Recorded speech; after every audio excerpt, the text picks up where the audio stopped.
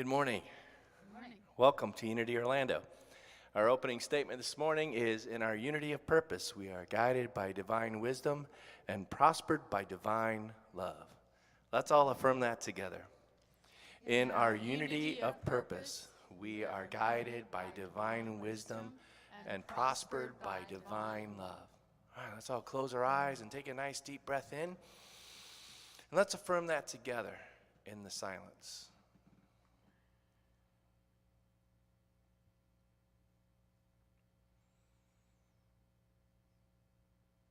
And so it is. And now if you'd like to join us, please stand and we'll sing our joy song this morning. It's called Welcome to My Heaven.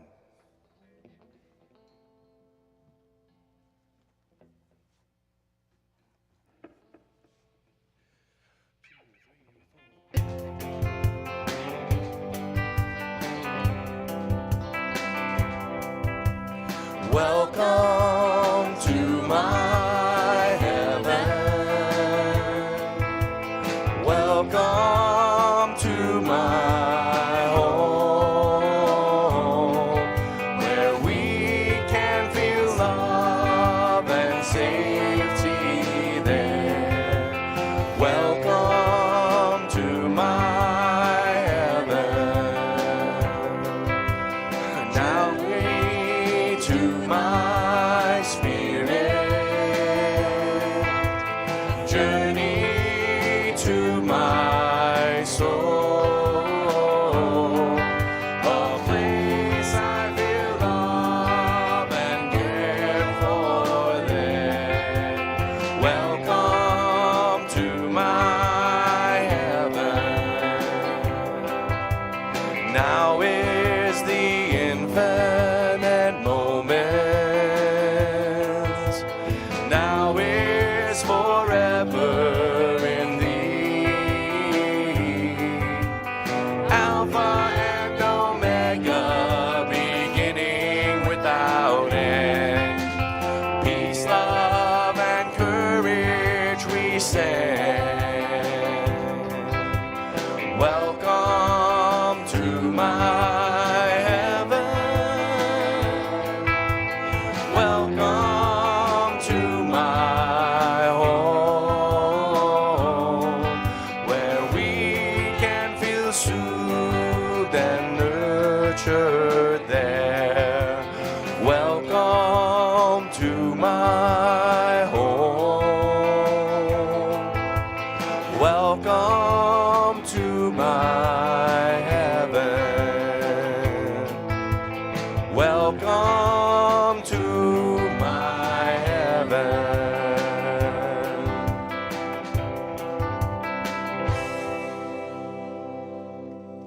Thank you. You may be seated. Well, good morning and welcome to Unity Orlando this beautiful sunshiny morning after a lot of rain this weekend. Glad you all are here and you at home as well. My name's Reverend Ronnie Kenny and I'm your platform person this morning. Do we have any newcomers here for the first time that are willing to raise their hand? Yes, we've got one. Brian, thank you very much for being with us today.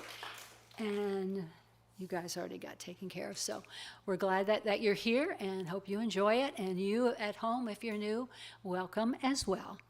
We've got some announcements like we always do. The food drive continues. You can bring in non-perishable items during the church time on Sunday or Tuesdays 10 to 3. Curtis Coaxum can actually pick them up from you if you need some help there. But we still there's still a need, and if you need food or know somebody that does, let us know. We'd like to take care of our own first and then the community as well. So that's a big deal, and it will continue for a while.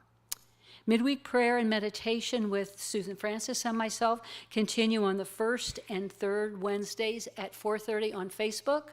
This past week was the third week, so there's a new meditation up on Facebook and on our website as well if you'd like to check it out. Navigating A Course in Miracles continues with my husband Paul and I. It's a Zoom class Wednesday night, 7 p.m. If you're interested and want to start coming to the class and haven't before, you need to get me your email and I will make sure you get the link. Unity Men's Group meets 4 p.m. on Wednesdays. Starbucks, located at the corner of 436 and Howell Branch in Winter Park. Discussions include spiritual, personal, family, general, and world issues. In other words, whatever you want. All ages are welcome. And beginning this month, they will also meet on the third Sunday of each month in the courtyard classroom, which is out here. Next Sunday, Curtis Coaxum is next Saturday.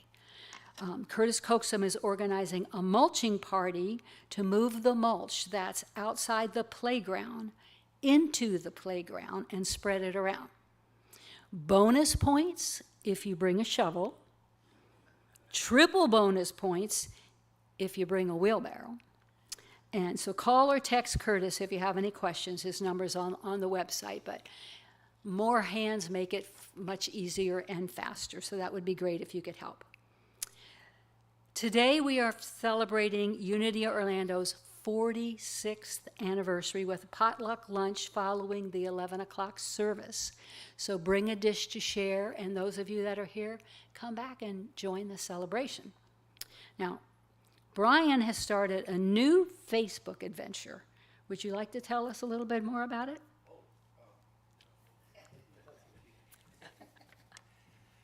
Yeah, sure. So I started a Facebook page, poetry. It's like inspired poems. That's the logo for it. It's called She Poems, and if you friend me, I can put you to it. But it's what the greatest thing about it is, for the last 7 weeks, it grew to 10,000 followers, and now it's at 13,300 something. So it's pretty cool. A lot of people enjoy it, and hope you do too. Cool. Thank you. Thank you very much. Now, Reverend Bob's lesson this morning is I am never alone. But before he comes up, he's going to come up in a moment to tell about the history of our church. But as I had a big box of things from L.E. Meyer, and I was looking through them this week, and I said to Bob, I really want to read this. It's not meant to be a joke, but it's kind of funny. This is something that he typed up on a piece of paper that says Unity Church of Christianity, which was our first name when we first got started, and this is when it was in Winter Park. And this is what it's called, the Prayer of a Realist. I don't know if he wrote it or if he just copied it down. It says, Lord, thou knowest I am growing older in terms of years. Keep me from becoming talkative and possessed with the idea that I must express myself on every subject.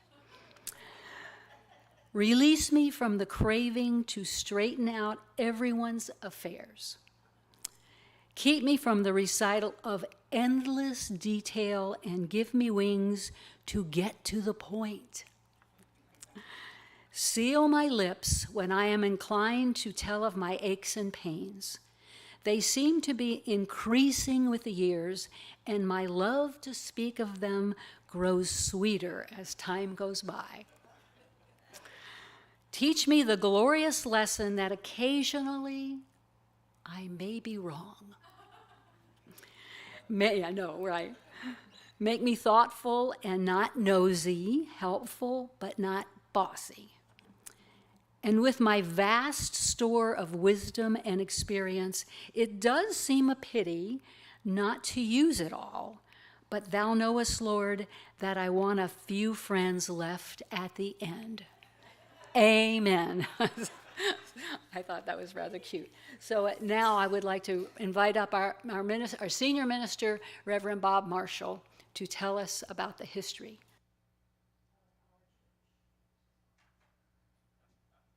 Oh, thank you, Ronnie. Oh, that was a wonderful intro, and I am excited to know I have so much in common with L.E. Meyer. It's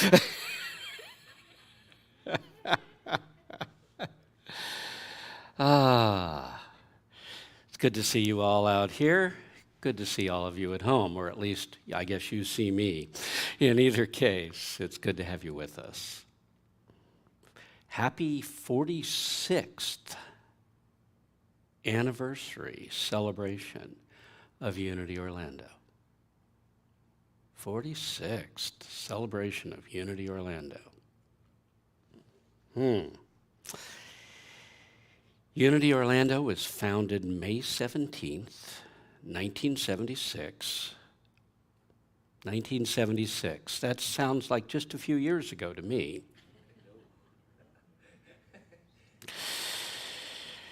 By the Reverends Ellie and Ethel Meyer.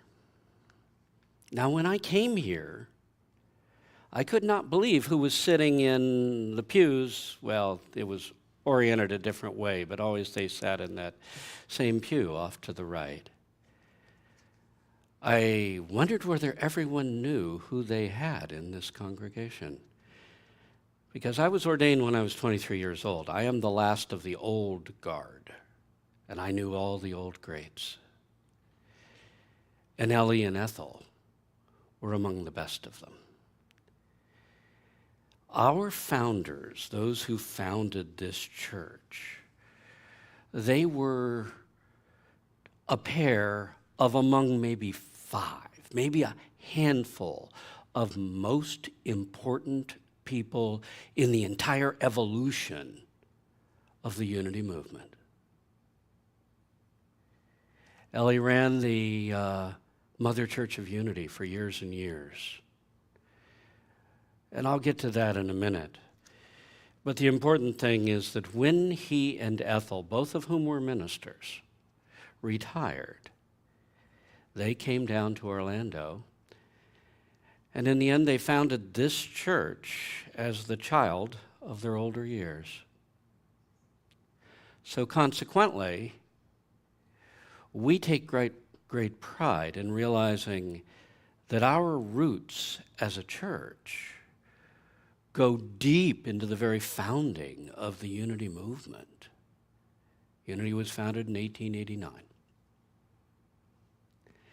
In the early 20th century is when Ellie Meyer got involved.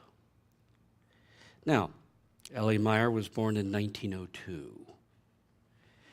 And in 1927, he had become a chiropractor. But he himself became very, very ill. And he went everywhere trying to get taken care of. First he used chiropractic, then he went to medical doctors, and then he did everything available, and he finally ended up at a psychic. And the psychic said, what you have can only be healed with prayer. And the only place I know that can teach you truly how to pray is Unity School of Christianity in Kansas City. Now, he was, I think, in Butler, Missouri or somewhere at that time. So he went to Kansas City. He worked with Silent Unity. He went to them for prayer, and he got his healing. And finally, he decided, okay, this is great. I want to be part of this. I was a chiropractor, but we had to, slowly but surely work on getting people back into good shape. This is even more powerful. I want to be part of this. I want to dedicate my life to it. And he felt that God had led him to this point. So he called up Silent Unity, which is the oldest continuous prayer organization in the Western world. No one really realizes that. This was the first that was founded. Just like Daily Word is the oldest magazine of its kind, even though every movement has one now. But Silent Unity had been in continuous prayer since 1889. And he called up. Now it's an organization, and everyone is there to pray. And he called up the head of Silent Unity, May Rowland, and said, I've been told I'm supposed to work at Silent Unity by God. So I want to come down and join your force, And she said, okay, fine, but don't come down here because we have a 2-year backlog of people who feel the same way you do. So he went down. And he was outside, and they said, she won't see you. And he said, no, I have got to see her. And he waits all day. And finally, the secretary goes in and says, you got to see this guy so we can get rid of him. And May Rowland comes out and says to him, I will see you for a few moments, but I guarantee you, you will not leave here with a job. So she goes in. She spent 15 minutes to a half hour with him. And when she comes out, she says to her secretary, find him a place, he starts on Monday.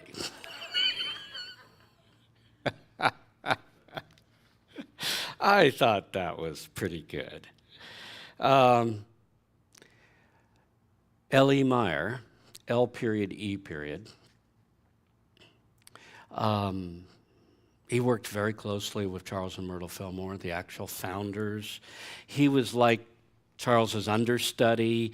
It's the young couple that Charles and his second wife, after Myrtle had died, Charles and Cora, when they wanted to go on a tour of the United States, it was Ellie and Ethel. He went to Ellie and he said, will you take us around? We want to tour the United States. And Ellie said, sure. Now, when he tells why Charles came to him, he said, oh, he came to me because I had a new car. I'm sure that was a little perk. But were I Charles, I'd be going with someone I was comfortable with. And that's what happened. It's L.E. who tells the story of how they stopped in the middle of a sandstorm, and Charles Fillmore said, stop, I want to experience this. L.E.'s thinking, what? He stops, the door gets swung open, and Charles swings his legs out and stands there feeling the storm. And L.E.'s thinking, oh my God, my car's going to be full of sand. He said, Charles then meditated, went into the silence, and when he was done, he got up, swung his legs back in. He says there was not a grain of sand on him, and there was not a grain of sand in the car. Wow, neat. Well, Ellie worked with Silent Unity for a number of years. It was there that he met and then finally married Ethel Cox. And I heard him say, he said till his dying day, marrying Ethel was one of the better decisions of my life. They were a pair. You didn't find one without the other. They were absolute partners in life. When we started having Unity ministers, it was Ellie who decided that he wanted to go beyond Silent Unity, and he wanted to become the minister of a Unity church. And so he decided to become a minister ordained in 1934. You know, Unity originally was just intended to be a new approach to Christianity that would slowly but surely just infuse itself into Christianity as a whole. Charles was reluctant to start a new movement. But finally, this process, though it has continued to this day, and there are things now that even when I became a minister, you couldn't say without being said that you were amazingly weird, and traditional Christianity has absorbed it now. So it's been going on, but it wasn't happening fast enough. So people within Unity wanted to have ministries. They wanted to have churches. And so this young man who had been around Silent Unity for a number of years now, L.E. Meyer, went through the ministerial program, became ordained in 1934, and then shortly after he'd taken over his church in, I believe it was Rochester, he was elected the first president of the UMA, the Unity Ministers Association. They founded it. They made him president. Well, he decided as president he had to serve the whole country, so he had to see what the Unity movement was like across the country. But he had a church, and he was discussing this with Charles. And Charles said, Ethel could take over the church. He says, but she's not ordained. He says, well, send her out. We'll get her ordained this summer. We'll run her through the program. I think she should be a minister. Great. So Ethel became a minister. She got ordained and took over the church for the year that Charles toured every Unity church in the movement. I have his diary of when he went to every church. He left a number of things with me. Okay.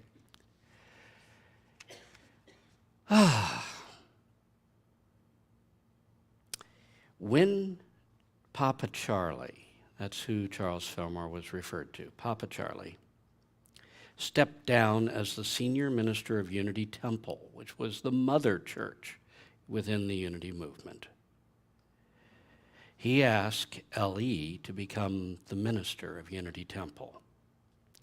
And he asked Ethel to become the assistant. Well, Ellie took over, and Ethel, as assistant, took over the youth program. They ran a Sunday school of 300 strong. It was quite a heavy-duty thing they were running. And Ellie ended up overseeing the largest building project that anyone in Unity had taken on up to that time. He oversaw the building of Unity Temple on the Country Club Plaza. The idea of a shopping plaza was a brand new idea in the 40s. And in Kansas City, they created this first one. It's kind of it was very elite, very strict building codes. It all had to look similar. It all had to da-da-da-da-da-da as you went through these streets here, and they had room for one church, though it had to look like everything else. And that was Unity Temple. It's important to understand Ellie was the minister of Unity Temple for 29 years. And he built the country club on the plaza. He was in charge during that project, which was a multi-million-dollar project in the 40s. You do the math on what that constitutes today. 4,000 people attended the dedication ceremony when that church was dedicated. That was big in those days. Ellie retired in his 70s. He stepped down as the senior minister of Unity Temple. But Ellie had been known as Unity's minister's minister. And many of the great names, you read their books, you say, oh, this was a great person. They all said Ellie Meyer was our inspiration. That's who founded this church. Well, in 1976, they retired to Florida, but evidently old ministers never die, they just fade away, right? He decided he had to keep going. And so he and Ethel founded this church, the child of their older years. And they sat right there. The pews were a little different, but they were always right there every Sunday, supporting the church even after they retired. They only served for 2 years, and then he became minister emeritus.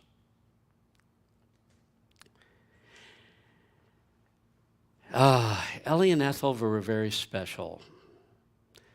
They were the teaching. Some people teach the teaching, and some teachers are the teaching. And they were the latter, both of them together. And I believe it's our great honor that L.E. Meyer's last act in a unity pulpit was to stand right where I'm standing today and give the dedication prayer to this new building. He was so proud of this church. They used to say, we served many unity churches, but we only founded one, and that was this one. Our church was first located in Winter Park, and we moved to this location in 1986. This was a little old Church of God, and I can point to you and tell you which walls were here at the time and which are new. I came here as minister after quite a number of ministers in December 1993. Oh, yeah. Who is that mess? Me. Yeah, my hair used to be dark. That's what this church will do to you. No. That's what 28 years will do to you. 29 almost. I've been the minister here for almost 29 years. Now, it's of note that I was ordained when I was 23 years old. One of the few. Most unity ministers are ordained when they're older. They've normally had another profession and then become a minister. I was ordained when I was 23 years old. That's why I can say I'm the last of the old guard in 1973. And so that means that this year in July, I have been a unity minister for 49 years. Sure doesn't seem that long to me. When I arrived, we were overflowing the walls. We needed a new building, and we had to get serious about building a new church. So we acquired 4 separate properties that were adjoining us. We went through the purchasing process of the properties, and then we built the church, which we dedicated on Easter Sunday of 1998. Now, just a little personal thing. Before Ellie and Ethel left to go live near their daughter, in a nursing home near their daughter, and they both died within the year after they left here. They were both in their 90s. Ellie invited me over to his apartment in Winter Park. And he took me into the bedroom and showed me that the bed had all of his ties laid out. And he said, I'm never going to wear a tie again. So, would you like to have some of my ties? Well, if Ellie Meyer offers you his ties, you take them. That's the way this works. This tie right here is the one that those of us who were around remember him wearing the most. I call it the stained glass window tie. You know, it's got all the Easter colors in it and so forth. And so I wear this one into the pulpit every once in a while, along with the black onyx tie tack that I also got from him. And to me, I think I am very proud of the fact that a little piece of L.E. Meyer still walks into this pulpit today.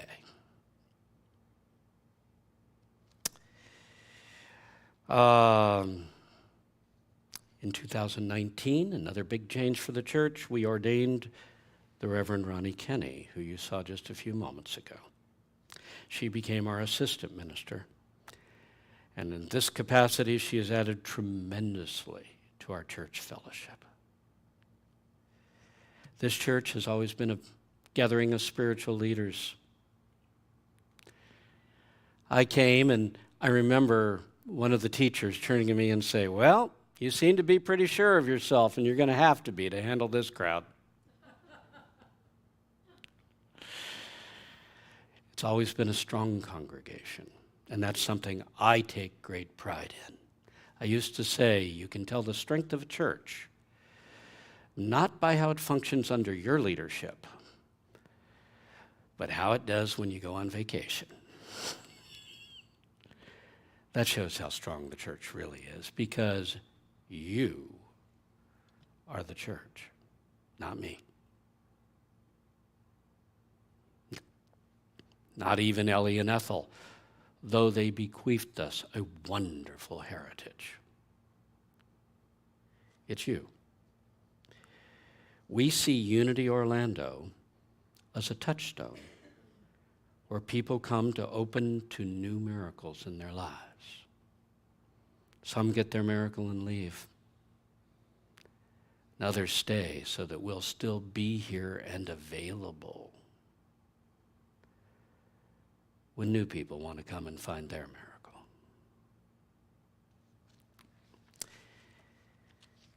Well, that's the history as best I can do it at the moment. I'm going to turn it back over to the music department.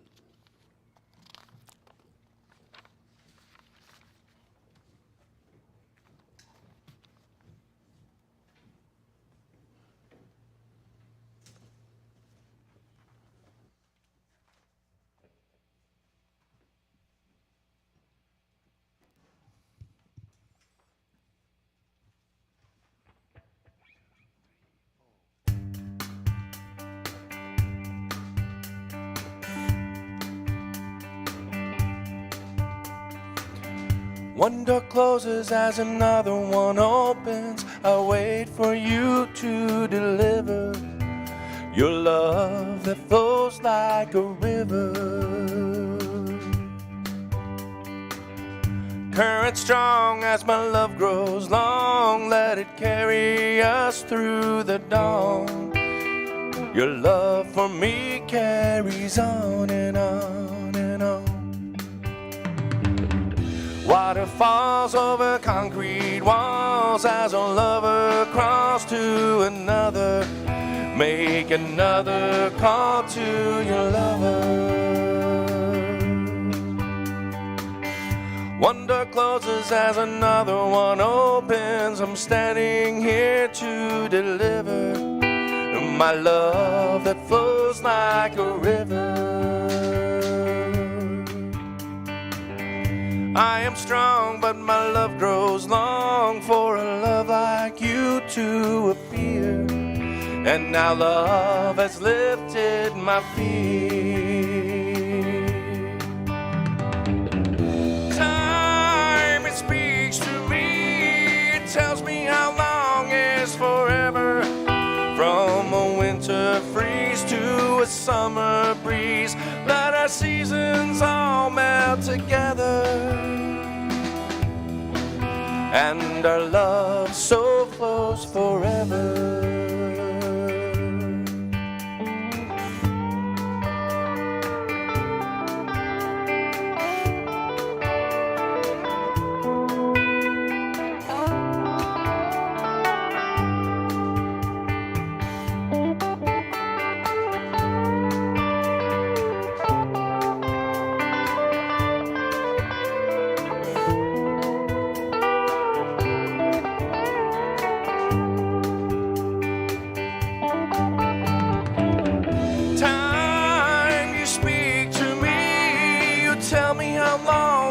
Forever, from a winter freeze to a summer breeze, let our seasons all melt together. And so flows my river, and our soul so flows forever, and our soul so flows forever.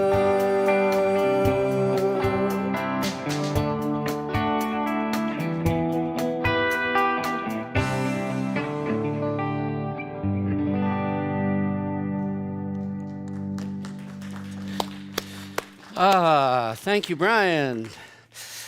Susan, Carol, Ronnie, Carolyn, Peter, not James, John, and Brian.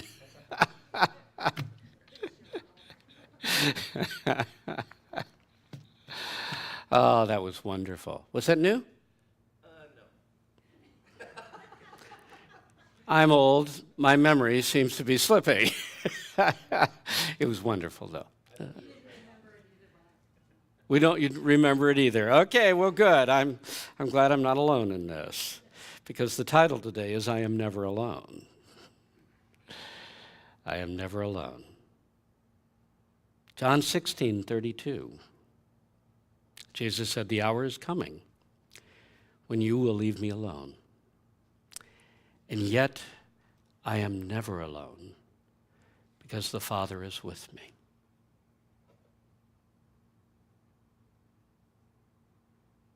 Do you feel alone? Or do you know this? If we're following in Jesus' footsteps, this is what we're striving for. I am never alone. That presence is always with me, no matter what I'm going through, no matter where I find myself, no matter how badly I've behaved. That presence is always with me. I'm not alone. And it's extremely important to me that I know that. In John 8:16, Jesus said, "I am not doing it alone, but I and my Father who sent me."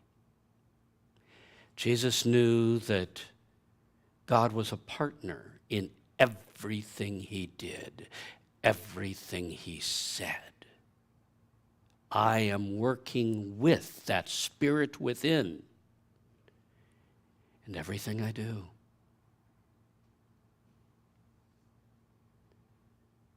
And once again,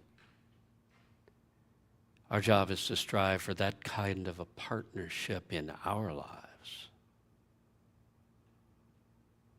And you say, "But that was Jesus."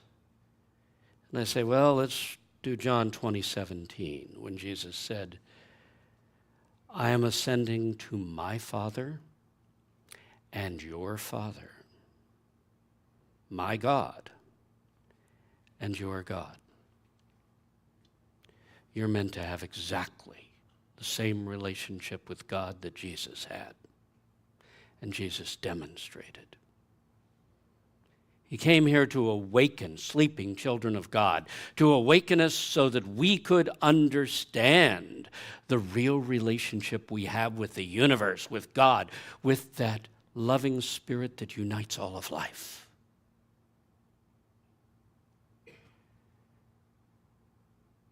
You are God's beloved child. You don't have to earn it. And you can't lose it. Much like the prodigal son. Did everything wrong he could. Is welcomed back the moment he turns his thoughts back to the Father. That's us.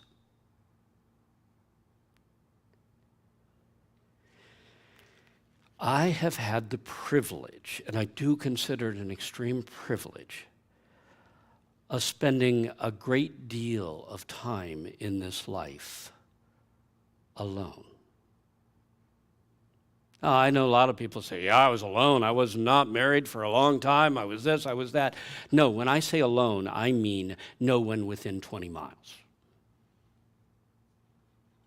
13 miles, I'm sorry. My parents wanted to retire on a property in Colorado. They bought a piece up in the mountains that was 13 miles of dead-end dirt roads from the nearest ghost town. And then set out to build a house. But they ran out of money after a while. And Dad had to go back to work and took another church. Now he'd retired early, so he had plenty of life back in him, and he went to Phoenix and took over a church in Phoenix. Oh, he did Baltimore. Anyway, he did both Baltimore and Phoenix. I can't remember which order that came in. I think Baltimore was first. But in any case, the bottom line is, Susan, you're supposed to smile deeply and jeer when I say the bottom line is. That's what I'm known for, the bottom line. The bottom line is they had a house that was partially built that they intended to retire to, and their son decided he was going to take on trying to finish that thing up for them, or at least get it to where they could retire into it. So I would take off 2 months at a time per year and go on a leave of absence and go out to this property in the middle of nowhere. And in that day and age, no one lived out there. We were it. Now, in this day and age, we have neighbors. Half mile up the way and a half mile down the way, you'll bump into somebody. Then you may go a couple miles before you bump into anyone else, but still, there are some people out there. But in that day and age, if during the week someone drove by on the road, you went out and you looked to see if they belonged there. That doesn't mean you talked to them. So I became somewhat of an expert at being alone.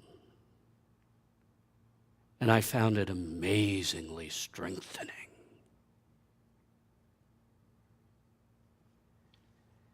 You know,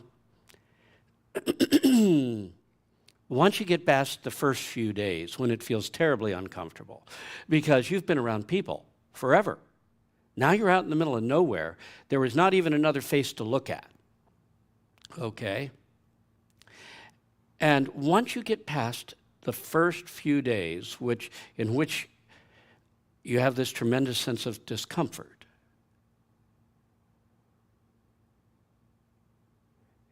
you move into this deep stage of bonding with life on a different level.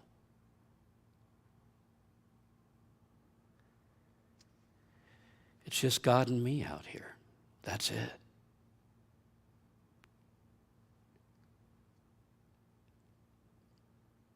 When there are no people, you tune your senses to other forms of life.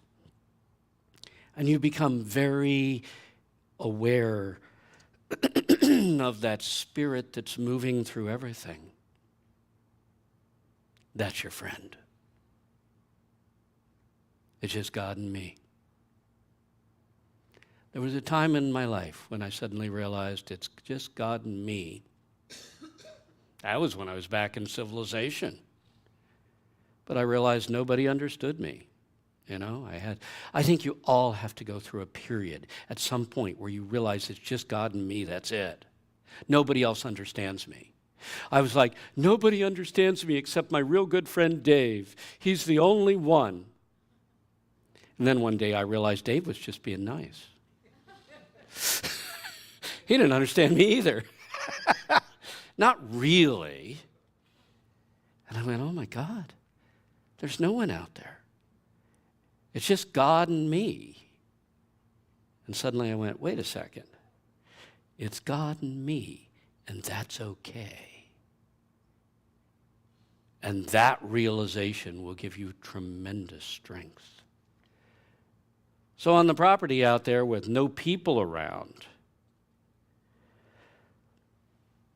I realized Spirit's moving through the animals, through the plants, through the valley itself. I told you that valley became my friend. I have a relationship with that valley that goes to this day. When I go into the valley, I reach out to it and I feel the response.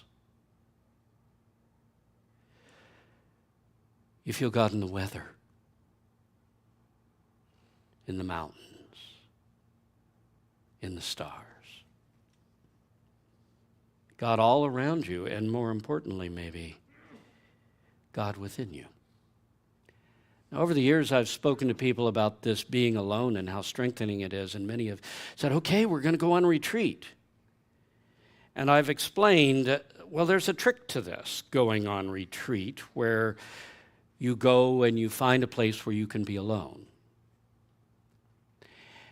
And the trick is this: you've got to get past that unreasonable boredom and extreme loneliness of the first couple of days.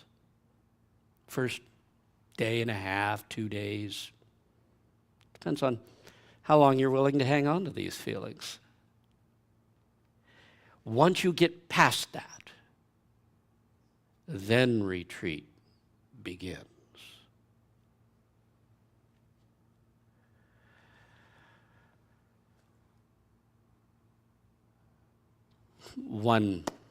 Back when I had a house in Fort Pierce that was empty, it was between renters, and a woman in the congregation, a good member, came and said, I want to go on retreat, and I've got to go someplace where I can be alone and not see anyone I know, and da-da-da-da.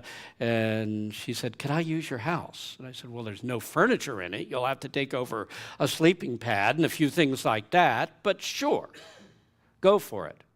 And she goes over and she says, I want to meditate, I want to pray, I want to spend time together. And I warned her, I said, you're going to get bored when you first start. You've got to get past that. And she calls me, she goes over on a Friday night, she calls me the next morning and says, I'm done. I went, no, you're not. She said, no, I am done. And she came home. And I thought, you never got past the first section. She said, I feel like I've done everything I want to do. It's time for me to get back out there. I went, yeah, you got to get past that feeling. But she came back. So if you're going to try to be alone with just you and God, and you can do it in places where there are people around, you just have to withdraw your energies, then you're going to have to get past that first uncomfortableness. You got to get into it's God and me, not just it's just God and me, but it's God and me, and that's just fine with me.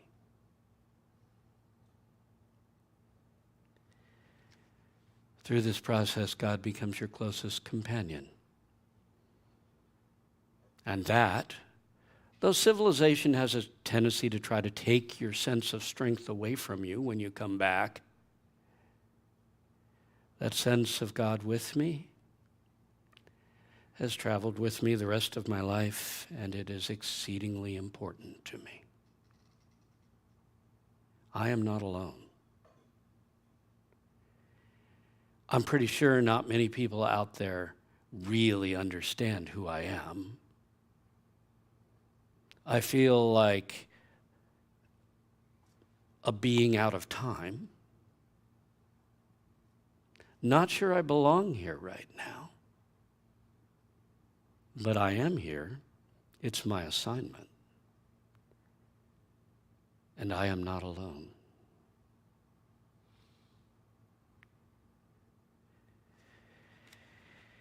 I learned the difference between alone and lonely a long time ago. I was single in my 30s. And though as a minister you're connecting with people all the time, you're in a role. And so quite frankly, there's not a lot of deep nurturing connecting that goes this way. And I was really missing having a mate. And I remember one Friday night sitting down in my yellow overstuffed chair, looking out the front picture window at the street out there. It was Sunrise Boulevard, and there were lots of traffic went by, and all these people went by, and I realized, and I'm sitting there feeling very, very lonely, wishing I had someone special in my life.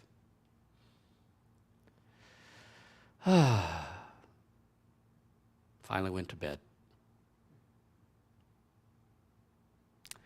The next Friday, I was there in that same chair. But I'd had a really long day at work. I counseled with a lot of people. I'd worked with a lot of people who were going through their problems, this, that, and the other. And I sat down in that chair and I went, I'm alone. And it felt wonderful. And I thought, wait a second. Last week, it didn't feel so good. How was the feeling different? And I went, oh, it's actually the same feeling. Last week I didn't like it. This week I do. That's the difference between alone and lonely. Do you resist it? Do you hate it? Or are you alone, just you and God, and it feels good? That's alone. Lonely is before you realize, I am never alone.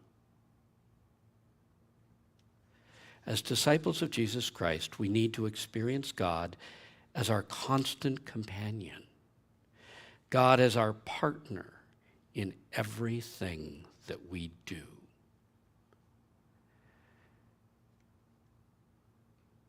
And that has been the cornerstone of my life for a very, very long time. God starts off, your relationship with God starts off as a constant companion. This is that presence that's with me all the time.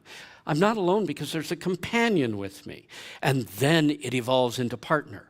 It's me and God. I am not doing it of myself, but my Father in heaven who sent me does it with me. Okay? I was close. Oh, got the wording just slightly off. That's partner.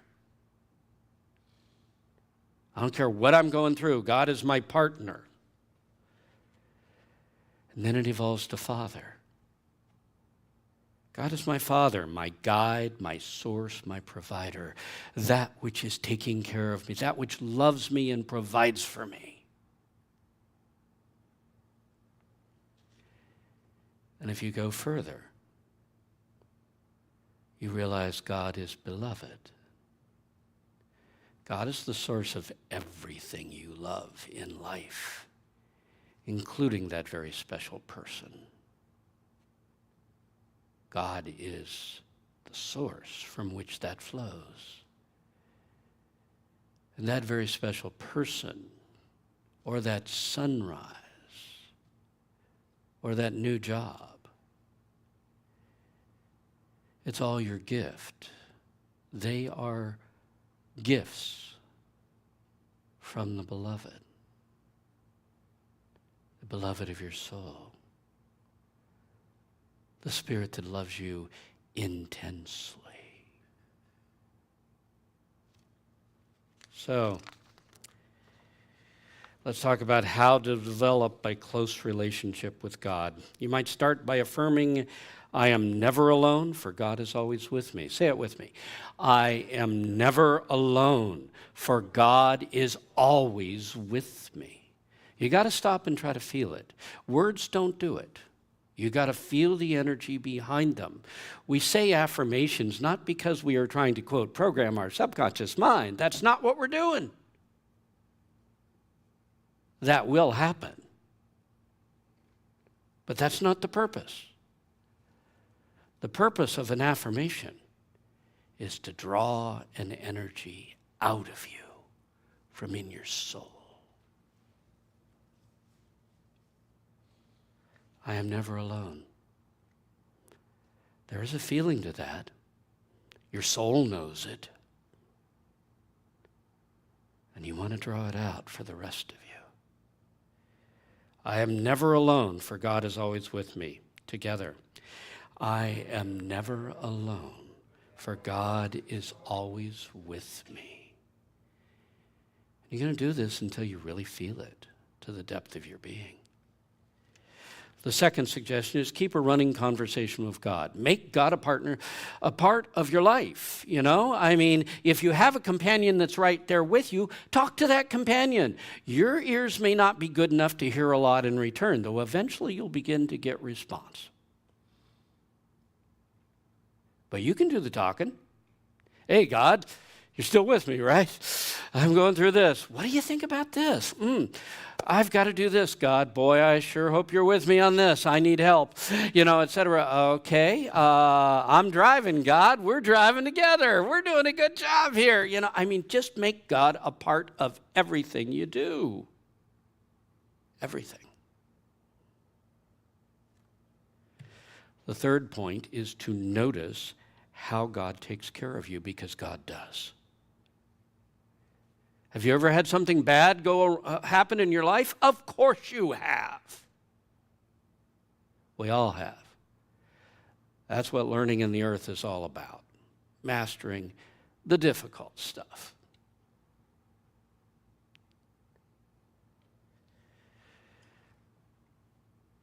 But has God saved me on endless times, during endless times? Oh, yeah.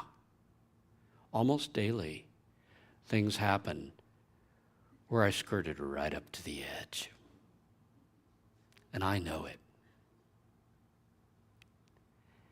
And I know that I'm not responsible for the fact that I slid through this. Something happens, and I do this, and suddenly I remember at the last minute I've got something else I've got to do. It can be as simple as that. Or it can be that you were delayed, and when you get out on the road, you discover there was a huge accident. Had you been a little earlier, who knows?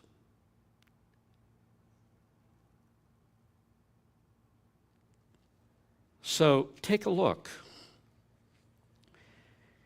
Notice how God is taking care of you. Don't take it for granted. Thank you, God. This could have been so much worse.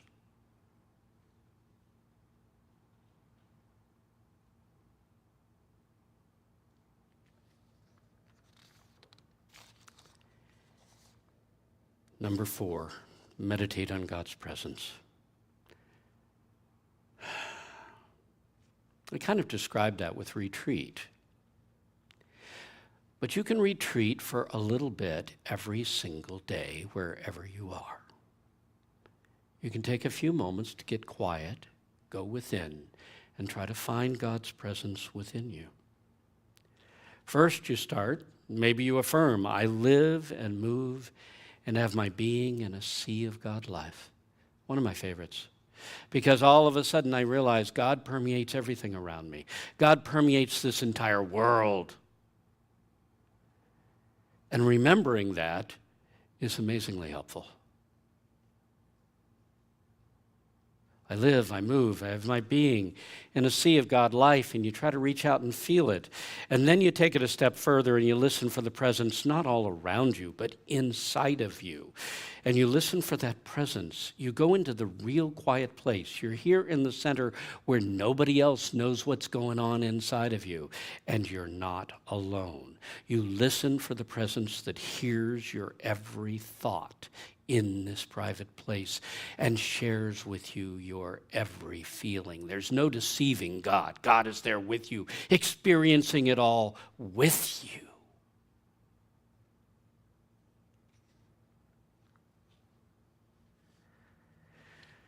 And then finally feel God loving you. I told you, you are God's beloved child. If you don't believe it, you won't feel it.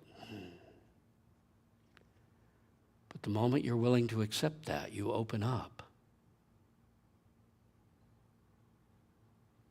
And you can feel. God loves me. Life loves me. Number 5 is to feel God's presence within you, with you and within you all of the time. Throughout your day, realize God is my constant companion. Constantly remind yourself I am never alone, for God is with me. And make God a total partner in everything you do in your life. I mean everything.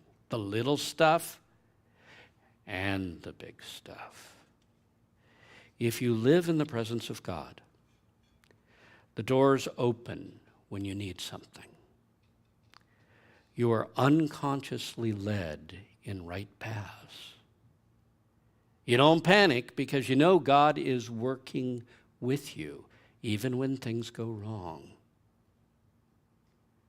Loneliness departs. Peace, joy, and love arise in your life.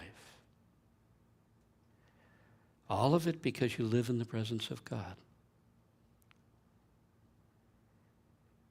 And when others leave you high and dry,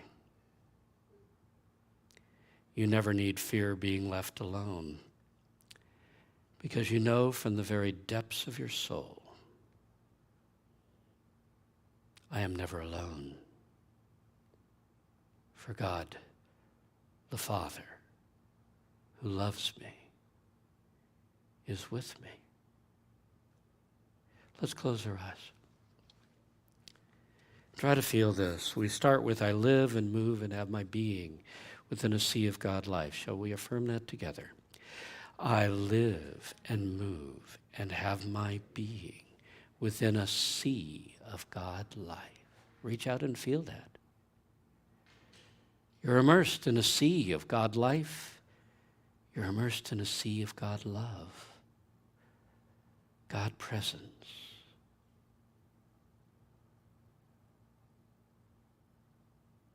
Feel the presence of God all around you, everywhere present.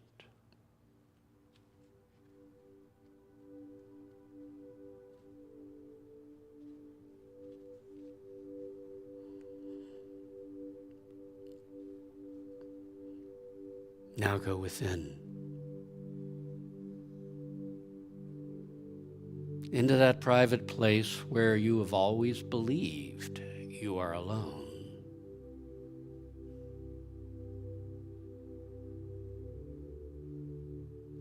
And there listen. Because here deep within you there is a presence listening to everything you say and everything you think. There is a presence that feels everything you feel.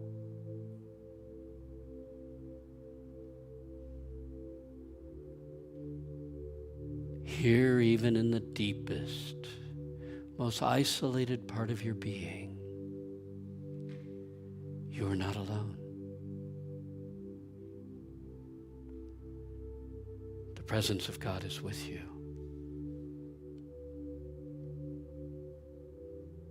So feel God within you and realize it's just God and me here in this life.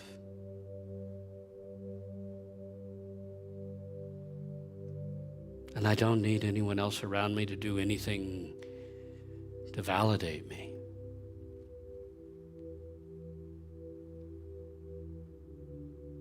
It's God and me.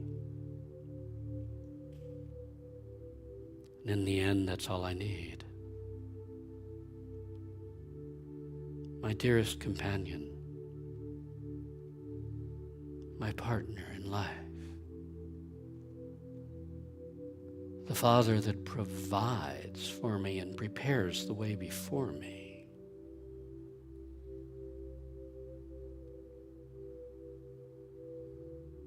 And the beloved of my soul, that Spirit that is everything that my soul longs for. Feel God loving you.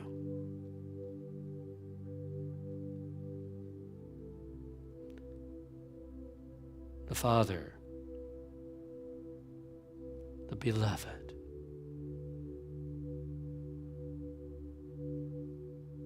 loving you intensely.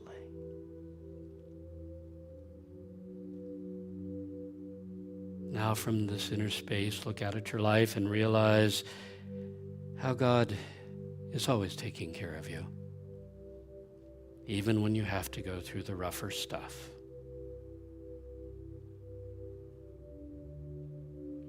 I am never alone, for the Father is always with me. God is my partner in everything that I do in life.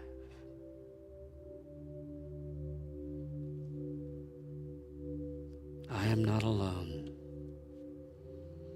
God is always there with me. And feel gratitude rise in your heart for that presence that is with you forever.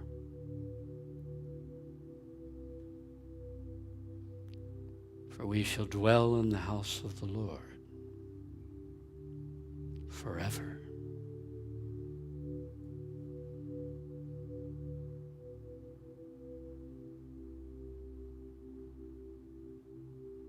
We are alone, and we are grateful, for God is with me, even when I think I am alone. God is with me. Thank you, God. Amen.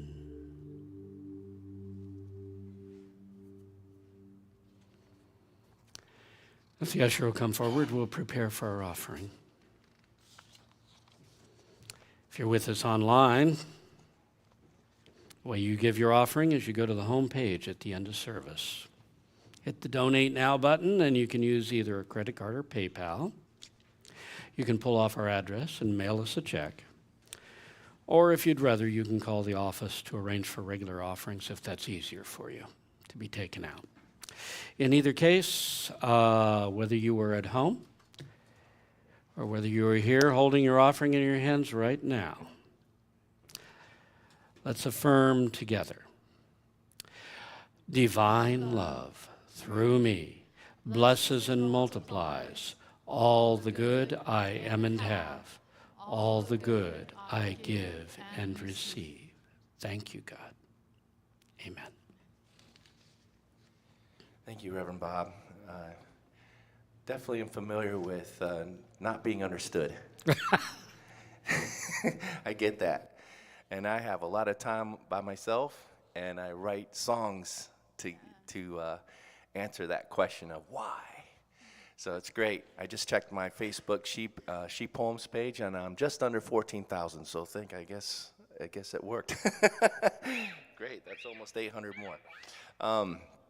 This one is called Because of You.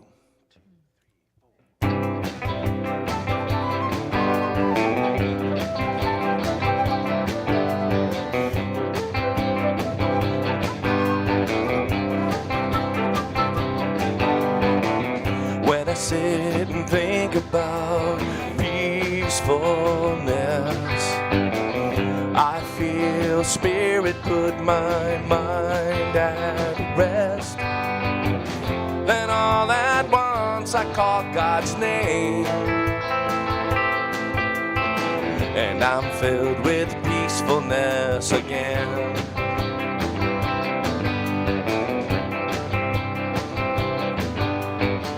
And then I sit and think about thoughtfulness. Good thoughts reverberate through my head. Then all at once I hear God's name, and I hear the world and it wants the same. Like me and you, like many people do, we live and love the same, that is if we choose to. This world revolves around what's true, and this world is special because of you.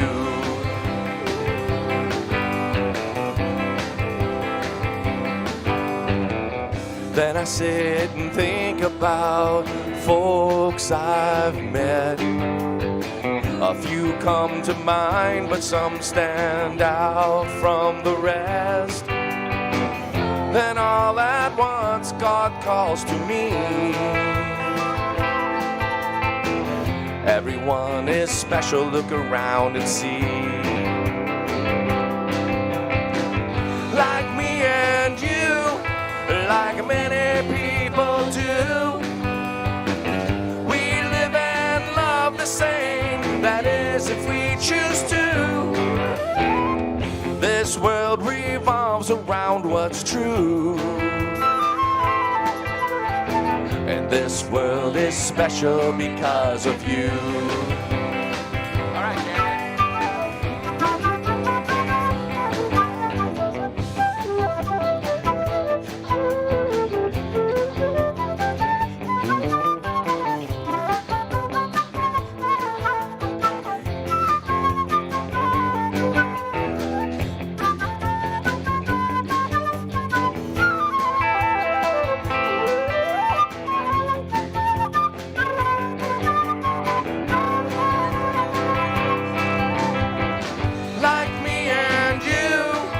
like many people do, we live and love the same, that is if we choose to. This world revolves around what's true.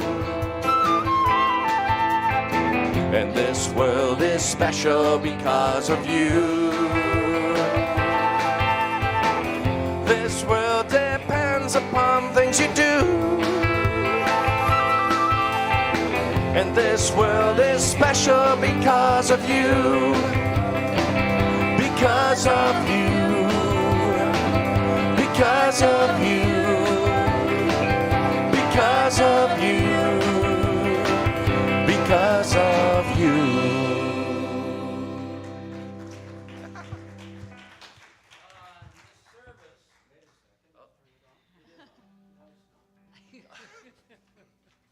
This service is special because of all of you. Don't we have a tremendous band up here? You guys need a name.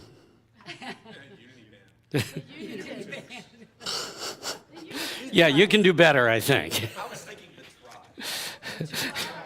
Okay, we're going to let them brainstorm a while. Okay, so whether you're watching at home or whether you're here in person, thank you for being with us. Thank you for being part of Unity. Today, following the 11 a.m. service, remember, it's our first potluck in 2 years. So if you want to come back, come join us. Next Sunday, Paul Kenny will be speaking on handling difficulties. We generally have him handle Memorial Day weekend because he's our resident veteran, not to mention the fact that we have a bunch of others, but still. So it should be wonderful. Everyone always raves about Paul's talks when I come back. Patty and I will be out on a 5,000-mile trip by next week. We're going to go see my sister in Kentucky, then west through Unity Village to Colorado, then down to see my property. Patty hasn't seen it yet, the one where I have that relationship with that valley, and a truly mixed relationship with the house my dad built on it. And then back by San Antonio through my daughter's place, and then on home. So during that time, first Paul and then Ronnie will be leading you, and you're in good hands. Remember, the strength of a church is not how it does while I'm here. It's how well you do when I'm not. It's your chance to show how strong you are. Okay, let's all rise and radiate into the world the prayer of protection together. The light of God surrounds us. The love of God enfolds us. The power of God protects us. And the presence of God watches over us. Wherever we are, God is, and all is well. God bless you all. Have a wonderful week. And for the